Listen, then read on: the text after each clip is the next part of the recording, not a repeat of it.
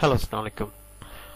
কেমন আছেন? আশা করি অনেক ভালো আছেন। সো আজকের এই ভিডিওতে দেখাবো আপনাদেরকে যে মূলত আপনারা অডিয়েন্স কিভাবে রিসার্চ করতে পারবেন, যে কোন অডিয়েন্সটা কোন অফারটা চাচ্ছে, যে কোন অডিয়েন্সের কাছে আপনি কোন অফারটা আপনি দিলে এবং আপনার অফার অডিয়েন্স রেঞ্জটা কিরকম হবে, কোন অডিয়েন্সটা আপনার জন্য পারফেক্ট, এবং সেই রিলেটেড আমি আলোচনা করবো। এবং এই অডিয়েন্স রিসার্চের জন্য আমি ফেসবুককে বেছে নিয়েছি, এবং এই অডিয়েন্স রিসার্চ শুধু ফেসবুকের না, সেটা ইনস্টাগ্রাম হোক, সেটা কোয়ারা হোক, বা সেটা টুইটার হোক, অথবা সেটা গুগল হোক, অথবা সেটা বিং হোক, এবং প্রত্যেকটার জন্য মূলত আপনি এটা আপনার অ্যাপ্লিকেবল। ওকে, তো সেক্ষেত্রে এটার জন্য আপনারা গুগল ফেসবুক অ্যাকাউন্টে আসবেন, আসার পরে ক্রিয়েট অ্যাডসে ক্লিক করবেন। উপরে যে এদিকে ক্রিয়েট অ্যাড অ্যাকাউন্ট থাকবে, ক্লিক করার পরে এরকম একটা ইন্টারফেস আসবে। আসার পরে এই যে মেনু বারে ক্লিক করবেন, তারপর এখানে একটা অপশন আছে যে দেখতে পাচ্ছেন যে অডিয়েন্স ইনসাইটস। ওকে, এই অপশনটাতে মূলত আপনি ক্লিক করবেন। ওকে,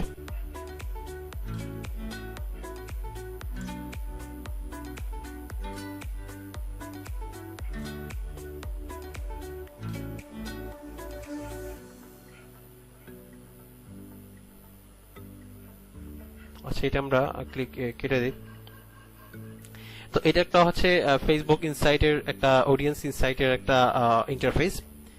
তো এখানে আসার পরে আপনি মূলত আপনার ফেসবুক কোন অফারগুলো ভালো চলে সেটা অলরেডি আগে ভিডিওতে বলেছি, যে এখানে মূলত ডায়াপার্সের অফার, বা এখানে আইফোনের অফার, এখানে যে বিভিন্ন গিভওয়ে যে অফারগুলো আছে সেই অফারগুলো মূলত ভালো চলে। তো এটাকে এখানে আসার পরে আপনি জাস্ট কান্ট্রিটা সিলেক্ট করবেন, এই যে আপনি কোন কান্ট্রিতে মূলত অফারটা প্রমোট করতে যাচ্ছেন। ধরেন আইফোন অফার মূলত আপনি এখানে প্রমোট করবেন, আইফোন অফার্স, অথবা ডায়াপার্সের অফার, অথবা কোনো গলফ অফার্স, গিভওয়ে অফার, যে অথবা পেপাল গিফট কার্ড প্রমোট করবেন। তো সেক্ষেত্রে এখানে আপনি কান্ট্রিটা সিলেক্ট করবেন। তো কান্ট্রিটা সিলেক্ট করার পরে এখানে চলে আসবেন হচ্ছে আপনার জাস্ট আপনার অফার নেমটা দিবেন। সাপোজ আমি যদি দিই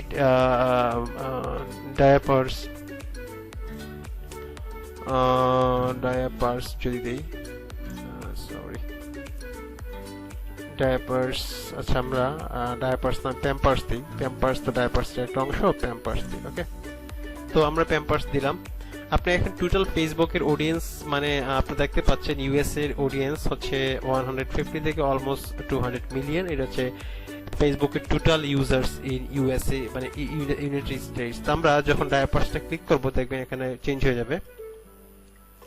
তো ডায়াপার্স নিয়ে ইন্টারেস্টেড, বা ডায়াপার্স নিয়ে বেশি ঘাটাঘাটি করে ফেসবুকে, বা বেশি চায় 4.5 থেকে 5 মিলিয়ন পিপল। ওকে, তো এই টাইপের মানুষগুলো মূলত প্যাম্পার্স গুলো চাচ্ছে। ওকে, এখন আমরা একটু রিসার্চ করব যে demography, age, device, Facebook page, এগুলো আমরা সব এজ, এগুলো আমরা রিসার্চ করব। এই রিসার্চ করে মূলত এদেরকে টার্গেট করে আমরা নেক্সট যখন লাইভ ফেসবুক ক্যাম্পেইন করব, অফার সিলেক্ট করে, তখন মূলত আমরা এদেরকে মূলত টার্গেট করব। ঠিক আছে, তো এখানে আসার পরে আপনি অনেকগুলো অপশন দেখতে পাচ্ছেন। আমি ডায়াপার্স দিয়ে প্যাম্পার্স দিয়ে সার্চ দিয়েছি, কোন আমি এজ রেঞ্জ কিছুই সিলেক্ট করি না। এখন ডিফল্ট ভাবে আমরা রিসার্চ করব। দেখেন, দেওয়ার পরে প্রথমে এখানে চারটা অপশন দেখতে, demography, page likes, location, activity, এবং ডেমোগ্রাফিটা ইম্পর্টেন্ট। দেখেন, তো এখানে এজ রেঞ্জটা আপনারা একটু দেখেন 90, এটা এজ রেঞ্জ না, এটা হচ্ছে জেন্ডার।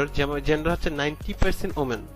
90% ওমেন মূলত প্যাম্পার্সটা চায় বা ইন্টারেস্টেড, এবং 10% মাত্র মেন।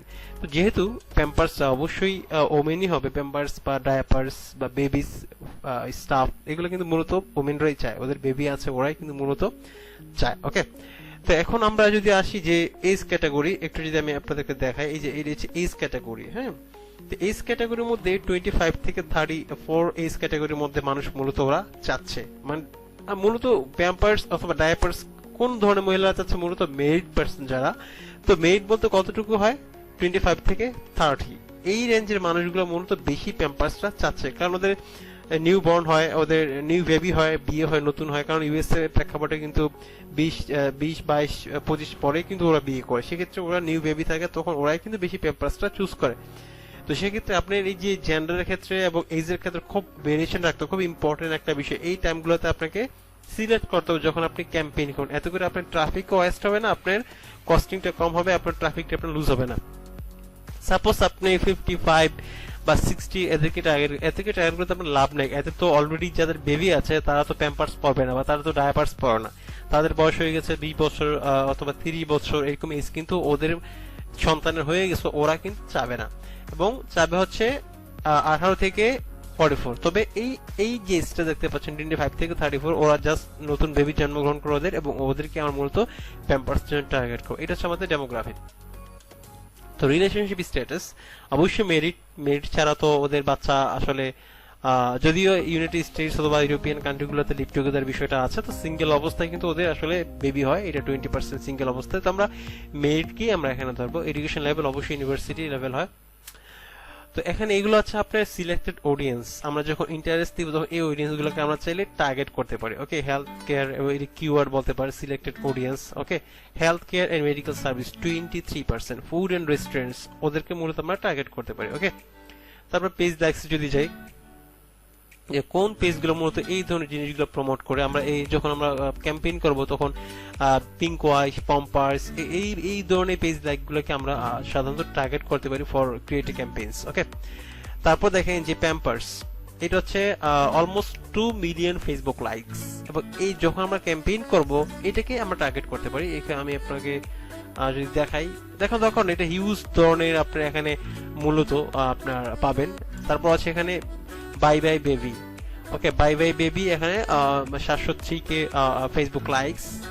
এগুলোকে টার্গেট করে যখন আপনি ক্যাম্পেইন করবেন তখন আপনার ইমপ্রেশন বেশি হবে, আপনার ক্লিকসও বেশি হবে, কস্টিংটা কম হবে, এবং টার্গেটেড অডিয়েন্সদের আপনি আরেকটা ফেসবুক পেজ এভরিডে ফ্যামিলি এরা কিন্তু এই এভরিডে ফ্যামিলি যে প্রোডাক্টগুলোই মূলত ম্যাক্স বাউন্ডারিতে ওরা প্রমোট করেছে, প্যাম্পার্স বা ডায়াপার্স, ওদেরগুলোকে আমরা টার্গেট করতে পারি। ঠিক আছে, তো হিউজ এখন রেলিভেন্ট আপনার ফেসবুক লাইকস ওদেরকে টার্গেট করে মূলত আমরা ক্যাম্পেইন করতে পারি। লোকেশনস তো এটা অবশ্যই ইউনাইটেড স্টেটস। তো পার্টিকুলার সিটিকে টার্গেট করে যদি করি তাহলে আমরা সেটা পার্টিকুলার সিটিকে টার্গেট করে আমরা চাইলে করতে পারি। সাপোজ দেখেন নিউ ইয়র্ক, আমরা যখন ক্যাম্পেইন করবো ন্যারো অডিয়েন্স আপনার গিয়ে আপনার ইউনাইটেড স্টেটস এর নিউ ইয়র্ককে আমরা টার্গেট করি, তো দরকার না পুরো কান্ট্রিকে আমরা টার্গেট করবো। ওকে, তারপরে অ্যাক্টিভিটিতে আমরা যাই।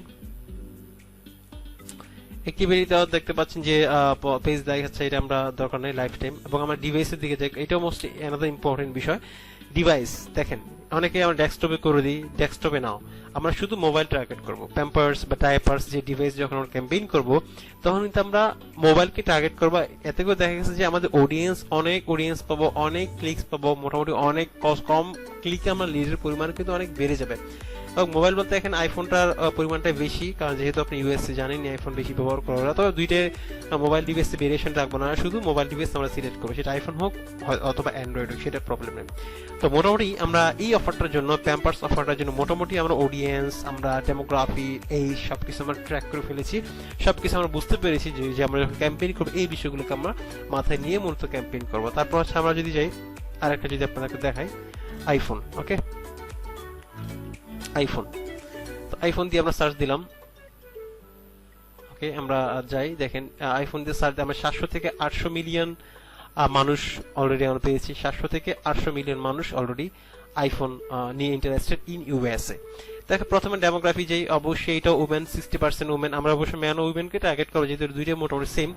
এজ রেঞ্জ দেখতে পাচ্ছেন, এজ রেঞ্জ আমার 44 পর্যন্ত টার্গেট, 80 থেকে 40। তবে আমরা আমার রিকমেন্ড অনুযায়ী আমি যেটা করি 18 থেকে 24 দিই, কারণ হচ্ছে এদের কাছে মূলত আইফোনটা থাকে না, বাট এদের কাছে এই যে মানুষের অলরেডি আইফোন থাকে, তারা কোন একটা উইন হওয়ার জন্য, ফ্রি পাওয়ার জন্য বেশি ইন্টারেস্ট দেখে না। তাই আমি বেসিক্যালি ভাবে এদেরকে মূলত টার্গেট করি।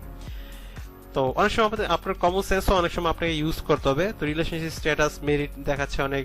তারপর হচ্ছে এখানে সিলেক্ট অডিয়েন্স, এদেরকে আমরা টার্গেট করতে পারি। তারপর হচ্ছে পেজ লাইকস, যেটাকে আমরা মূলত যে পেজগুলোকে মূলত আমরা টার্গেট করতে পারি। এখানে দেখতে পাচ্ছেন যে গ্রুপন, ইকিউআর, প্ল্যানেট ফিটনেস, ওয়াইফেয়ার, এগুলো মূলত আমরা টার্গেট করতে পারি। লোকেশনস দেখি যে কোন স্টেটে, এটা হয়তো নিউ ইয়র্কই হবে। হ্যাঁ, এটা নিউ ইয়র্কই সব থেকে বেশি, যেহেতু আমরা জানি ভালো বড় একটা সিটি নিউ ইয়র্ক। তারপর মোবাইল ডিভাইস আইফোন এবং হচ্ছে অ্যান্ড্রয়েড। তো আমরা দুইটাকে মূলত টার্গেট করবো। এবং এইজ রেঞ্জ বুঝতে পারছেন, আমি খুব অল্প বয়সে এইজ রেঞ্জ টার্গেট করবো, যাতে আমার কনভার্সনটা ভালো হয় এবং ক্লিকসও ভালো আসে, এবং এই বিষয়টা তারা ইন্টারেস্টেড বেশি দেখায়। বুঝতে পেরেছেন? তো আশা করি ফেসবুক অডিয়েন্স রিসার্চের জন্য মোটামুটি ভালো একটা ধারণা পেয়েছেন। এটা এই রিসার্চের আপনি সব জায়গায় কাজ করবে, সেটা গুগল হোক বিং হোক, অথবা গুগল অ্যাডওয়ার্ডস, অথবা বিং, অথবা প্রপেলার অ্যাডস, আপনি সব জায়গায় মূলত এই টেকনিকটা আপনি এই ডেমোগ্রাফিক রিসার্চটা মূলত আপনি কাজে লাগাইতে পারবেন। আশা করি একটা কমপ্লিট ধারণা পেয়েছেন ফেসবুক অডিয়েন্স রিসার্চের জন্য। তো ভালো থাকবেন, আসসালামু আলাইকুম।